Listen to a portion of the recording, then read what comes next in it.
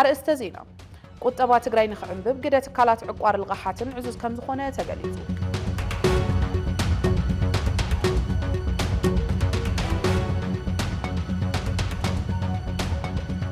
ትግራይ ንኽትህነጽን ንኽትዕንብብን ኣብ ሕውየት ኣብያተ ትምህርቲ ኣድሂብካ ምስራሕ ከም ዘድሊ ተገሊጹ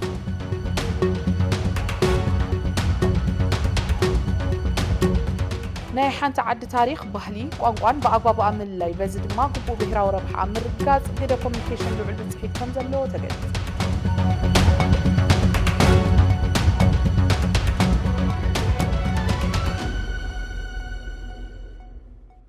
ሰላም ጥዕና ኸበለይ ክቡራት ተኸታተልትና ትግራይ ብሮድካስቲንግ ሰርቪስ ሎም ዝበልናዮም ዜናታት ሒዝና ልኩም ቀሪብና ኣለና ዜናታት ምምራሕ ሓቢረኩም ዝጸንሕ ዳንኤል ኣሳሚ ሰናይ ምክትታል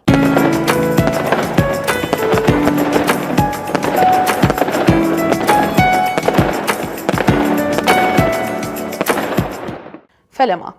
ቁጠባ ትግራይ ንኽዕንብብ ግደ ትካላት ዕቋር ልቕሓትን ዕዙዝ ከም ዝኾነ ተገሊጹ እዚ ዝገለጸ ኣሚጎስ ሓላፍነቱ ዝተወሰነ ዕቋር ልቕሕ ሕብረት ስራሕ ማሕበር ምስ ኖታ ኣምጻእ መኪና ኣብ ዝገበሮ ውዕሊ ስምምዕነት ፊርማ እንትኸውን ኣባላት እቲ ዕቋርን ልቓሕ ድሌት ልቓሕ ብምሃብን ብምምላእን ተጠቀምቲ መኪና ንኽኾኑ ዝዓለመ ከም ዝኾነ ስራሕ መካየዲ ኣሚጎስ ዕቋርን ልቓሕን ጨንፈር መቐለ ሰለሙን በለጠ ገሊጹ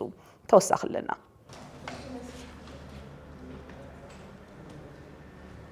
ኣሚጎስ ተገይሩ ዘሎ ውዕሊ ስምምዕነት ኖታ መኻይን ካብ ወጻኢ ንምምጻእን ኣሚጎስ ድማ ንመኪና መግዝኢ ዝኸውን ገንዘብ ንምቕራብ ዝተገበረ እዩ ኣብዚ ድማ ኣብዚ ታሪኻዊ ዕለት ብምፍጻሙ እንቋዕ ደስ በለኩም ደስ በለና ክብል ይፈቱ ኣብዚ ውዕሊ ስምምዕነት ቁጠባ ከተማና ብፍላይ ድማ ሃገርና ብሓፈሻ ኣብ ምንቕቓሕ ናይ ባዕሉ ግደ ዘለዎ ብምዃኑ ንተግባራውነቱ ኩሉ ዝረባረብ ይኸውን ብዘይካ ምንቕቓሕ ቁጠባ እዘን ብትካል ኖታ ወጻኢ መምጽእ መኪና ዝመጻ መኻይን ብኤሌክትሪክ ዝሰርሓ ብምዃነን ናይ ዓለምና ዓብዪ ሓደጋ ይኸውን ዘሎ ናይ ለውጢ ኣየር ኣብ ምስትኽኻል ዘይነዓቕ ተራ ዘለወን ብምዃነን ናይዚ ዘመን ቴክኖሎጂ ዝወነና ብምዃነን ተጠላብነተን ዝለዓለ እዩ ክሳብ ሕዚ እኳ ብርክት ዝበሉ ኣባላት ኣሚጎስ ጠለብ ኣቕሪቦም ገንዘብ ኣብ ምዕቋር ጀሚሮም ይርከቡ ስለዚ ኣሚጎስ ምስ መላእ ኣባላቱ ሰራሕተኛታትን ኣመራርሓን ብምዃን ድሌት ኣባላት ንምምላእ ኣብ ቁጠባ ክልልና ናይ ዓርሱ ተራ ንምጭዋት ስለ ዝመፀ እዚ ውዕሊ ስምምዕነት ዕውት ንኽኸውን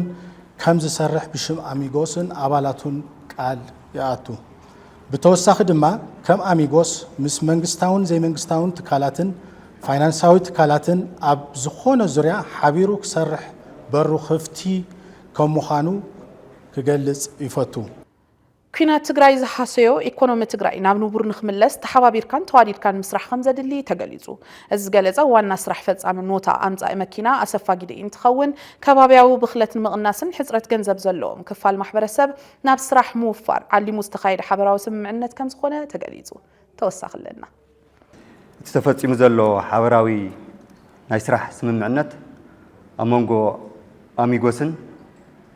ኖታ ናይ መኪና መምጽእን እዩ ዋና ዓላማው ድማ ያው ብሰንኪ ኩናት ዝተሃሰየ ማሕበረሰብ ኣለና ነዚ ስዒቡ ዝተፈጠረ ናይ ገንዘብ ሕፅረት ኣሎ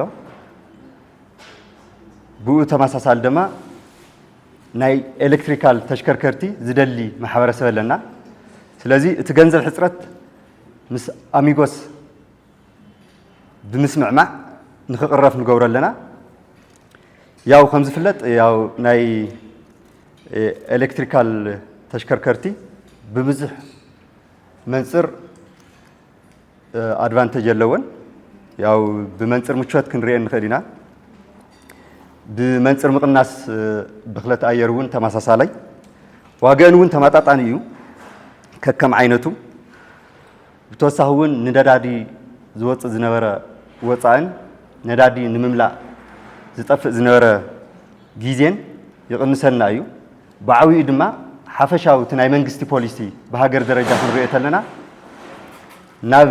በቶም ቅድም ኢለ ዝገለጽክዎም ምኽንያታት ካፍተን ናይ ነዳዲ ተሽከርከርቲ ናብ ኤሌክትሪካል ቪሄክልስ ወይም ናይ ኤሌክትሪካል ተሽከርከርቲ እዩ ሽፍት ዝገብር ዘሎ ስለዚ እዚ ተሓሳብ ብምግባር ኢና ቱ ሓበራዊ ናይ ስራሕ ስምምዕነት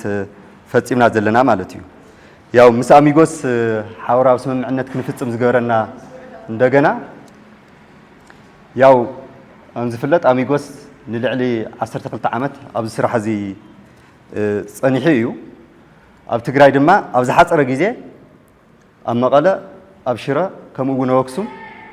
ያው ጨንፈራት ከፊቱ እዩ ኣብ ምስ ማኪና መቅረብቲ ድማ ዝጸንሐ ናይ ስራሕ ልምዲ ስለ ዘለዎ ዝተፈላለዩ ናይ ልቃሕ ኦፕሽናት እውን ስለ ዘቕረበ ኢና ነዚ ስራሕ እዚ ነዚ ሓበራዊ ናይ ስራሕ ስምምዕነት ክንፍጽም ክኢልና ዘለና ልዕሊ 130,000 ብር ዝዋግኦም መጥቀሚ ግዚኦም ዝሓለፎም መድሓኒታት ከም ዝተወገዱ ኣብ ወረዳ ሓውዜን ዝርከብ ጥዕና ጣብያ መጋብ ኣፍሊጡ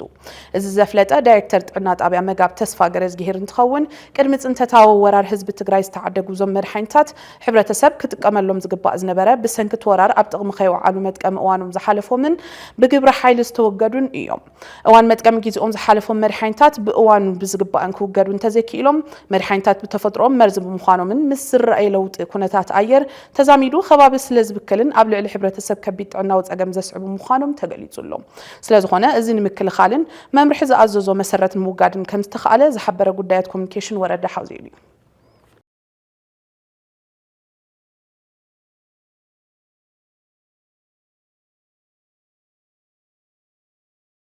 ትግራይ ንኽትህነጽን ንኽትዕንብብን ኣብ ሕውየት ኣብያት ትምህርቲ ኣድሂብካ ምስራሕ ከም ዘድሊ ተገሊጹ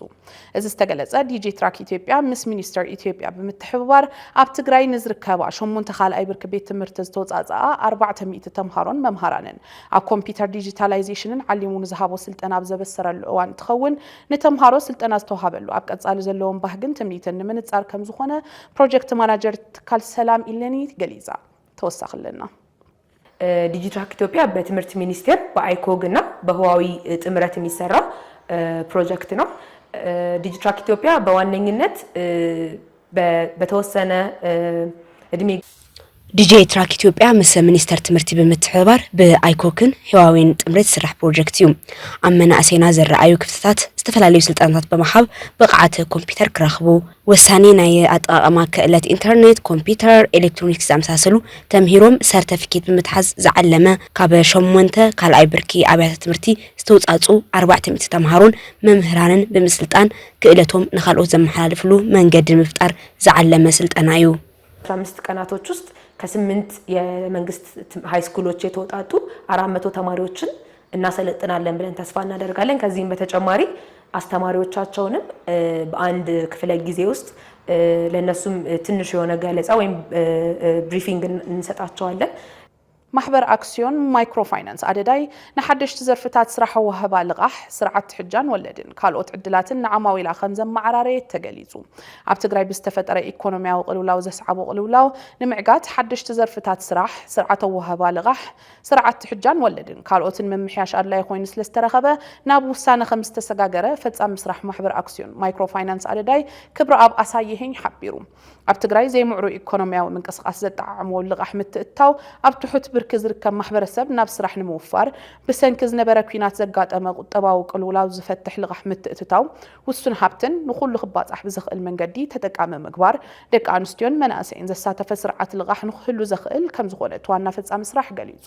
በቲ ዝተዋሃበ ውሳነ ተግባራዊ ንምግባር ኩሉ ሕብረተሰብ እቲ ኣብ ማሕበር አክሲዮን ማይክሮ ፋይናንስ ኣደዳይ ወፂኡ ዘሎ ሓድሽ ወሃባ ግልጋሎት ልቃሕ ብዝግባእ ተረዲኡ ልቃሕ ብምውሳድ ንባዕሉ ዓብይ ትካላቱ ክዕብን መንግስቲ እውን ንዝወሃብ ጠመተ ኣዝዩ ክድግፍን ናይ ሕውየት ፕላን ብምድላው ልቃሕ ክፈጥር ምቹው ባይታ ከም ዝወገነ እውን ወሲኹ ሓቢሩ ናይ ሓንቲ ዓዲ ታሪክ ባህሊ ቋንቋን በኣግባቡ ኣብ ምልላይ በዚ ድማ ግቡእ ብሄራዊ ረብሓ ኣብ ምርጋጽ ገደ ኮሙኒኬሽን ልዑል ብጽሒት ከም ዘለዎ ተገሊጹ እዚ ዝገለጸ ምሁር ኮሙኒኬሽንን መምህር ዩኒቨርሲቲ መቐለ ብርሃነ ወልደስላሴ ኣብ ክልል ኮሙኒኬሽን ኣመልኪቱ ምስ ትካልና ኣብ ዝነበሮ ጻኒሒት እንትኸውን ኮሙኒኬሽን ልክዕ ካልኦት ዓውድታት መጽናዕቲ ብግቡእ ክትሓዝ ይግባእ ኢሉ ኣብ ከም ዓድና ዝበለ ፖለቲካዊ መድረኽ ግቡእ ናይ ኮሙኒኬሽን ስርዓት ምኽታል ጸገማት ከይጋደዱ ከም ዝገብር እውን ገሊጹ ኣሎ ዝርዝር ኣለና ዓለም ብኮሙኒኬሽን ይምራሕ ኣሎ ምባል ንኽእል ዓለም ብሚድያ ይምራሕ ኣሎ ምባል ንኽእል ናይ ሚዲያ ቴክኖሎጂታት ተሪእና እቶም ዝዓበዩ ቴክኖሎጂታት ናይ ሚዲያ ቴክኖሎጂ ናኾኑ መጸለው እዚ ሓበሬታ ናብ መሰረታዊ ነገር እዩ ዝመጸሉ ሕዚ ልክዕ ከምቲ ምግብ ከይበልዓና ክንነብር ዘይንኽእል ማይ ከሰተና ክንነብር ዘይንኽእል ብዘይ ሓበሬታውን ምንባር ናብ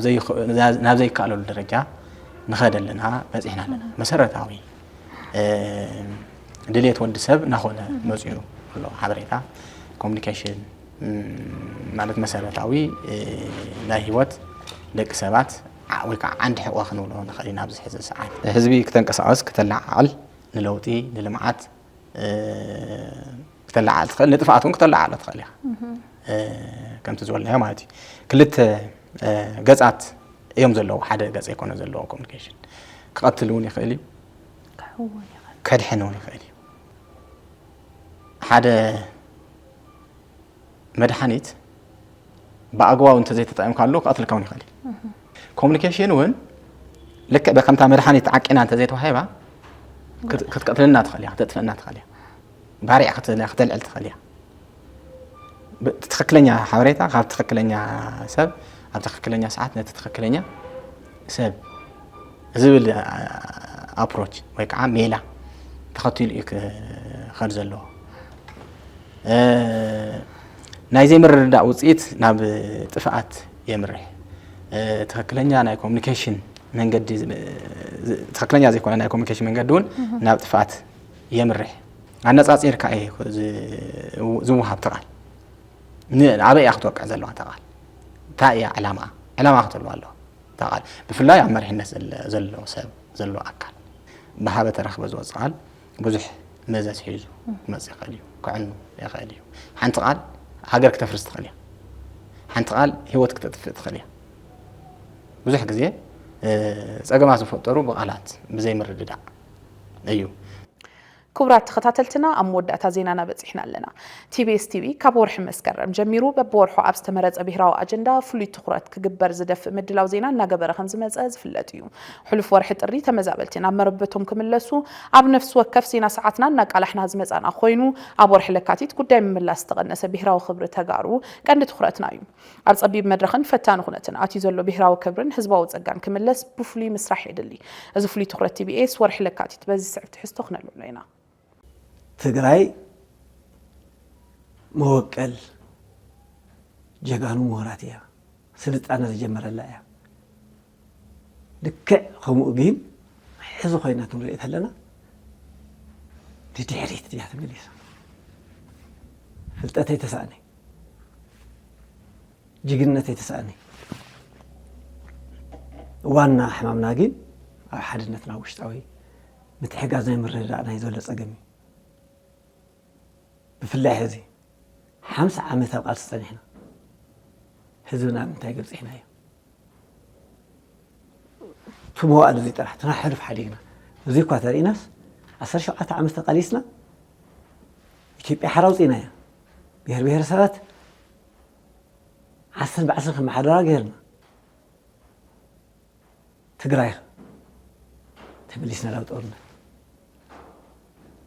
حزن لقنا نصوصينا تمليسنا أبنا وشتي حتى خد قارسين سلازي حزي كلنا لبطرينا بينا حدنتنا أطانا خيرنا فلتأتنا واهلنا نهيت حدا خينا عقنا نهزو تقرأي تأكمينو الحساب تقبلنا تا معريتي صبغتي تقرأي لفطرنا ولدنا ياتاتنا لهم صلنا سلطانه حزون زينا زي ذكرنا حال حانت تقراي كل انت تقرا ما استشرا مريتنا ملسنا فوينا المعتنا سناي محدارنا معبادنا انهم صلنا نرغاغصلو خدتاتنا معرار خنخل لنا لعل كل قدم كله حادناتنا خنطنا لنا